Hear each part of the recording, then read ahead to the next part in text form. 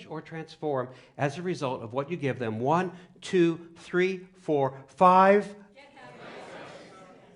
Terrific. Now, we're going to put this all together kind of in a sentence, okay? Everyone together, louder than the people in the tent. Who are you?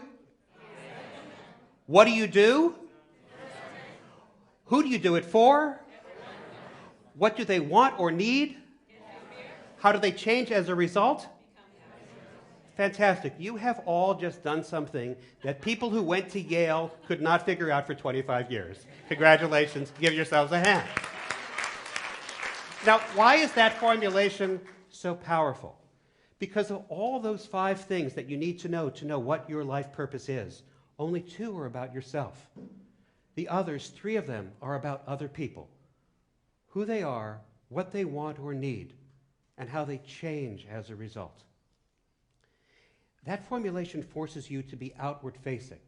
And all the happier people that I met outside the tent on that warm New Haven night, they were outward-facing, they were not inward-facing. They knew very clearly whom they served, what those people needed, and how those people changed as a result.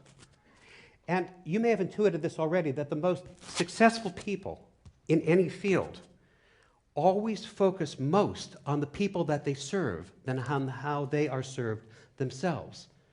Happier people make it a point to make other people happy and do things that make them feel well taken care of and secure. If you make other people happy, life teaches us we will be taken care of too. So since you all did so well, we have time for just a little bit of extra credit. One of the most difficult things that happens when you meet people for the first time is they ask you this question. So what do you do? And if you're like some of us, that's a really challenging question sometimes, particularly if you're in these moments where you're between things, or you're feeling vulnerable, or it isn't defined, or what you seem to do isn't what you really do, or what you're paid to do isn't how you define yourself. So when people ask you this question, so what do you do? And also you got this monologue going on, like, why is he asking me, so what do I do? It's because it's that transactional thing where it's like he wants to know if he should really spend time talking to me, or it's that other thing so he can tell me what he does because he's sure it's, really so much better than what I do, right? So when somebody asks you that question, here's what you do. You just say the very last thing you called out, how what you do changes the people you do it for. So for example, you might say, I give kids awesome dreams. If your life purpose is, I write books for children so they can fall asleep at night, so they can have awesome dreams. Or you might say, I help people look and feel their best.